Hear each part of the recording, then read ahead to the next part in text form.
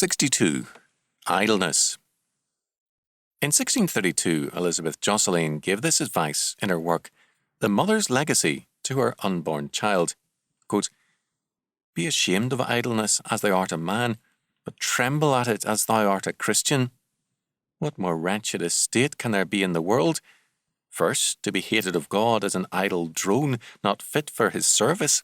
Then, through extreme poverty, to be contemned of all the world." End quote.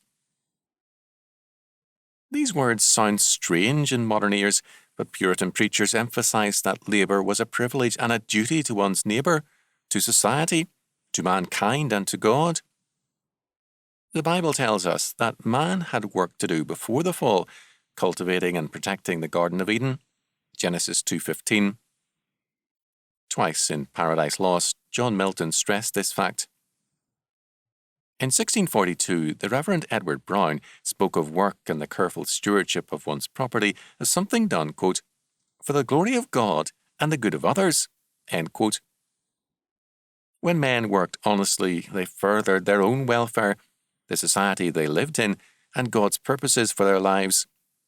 On the other hand, those who lived in idleness harmed themselves and society. All this and more was commonplace teaching once. In 1645, when Hugh Peters returned to England from New England, he said of New England, quote, "I have lived in a country where in 7 years I never saw a beggar, nor heard an oath, nor looked upon a drunkard. Why should there be beggars in your Israel when there is so much work to do?" End quote. The fact that idleness and vice were none too common in the years after Hugh Peters' departure explains why the American colonies quickly became a commercial and seagoing power which traversed the world in trade. The steady rise of America to world power had behind it the Puritan teaching on the privilege and duty of work. Today, almost the only parts of the world where the same teaching is heard, although with very limited response, is in the Soviet Union, in Red China, and also in Japan. Elsewhere, the emphasis is on leisure, retirement, and fun and games.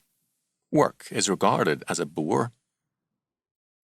Absenteeism from work is highest on Mondays, lowest on payday, a fact which tells us much about how people regard work.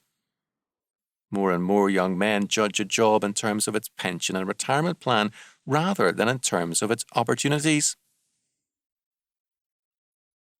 200 years ago, the clergy would have said that a people so inclined are headed for decay, want, and disaster.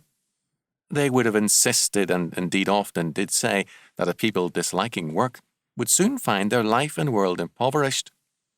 Were they right? Your answer will not change reality as God made it, but it will have much to do with your future and the nation's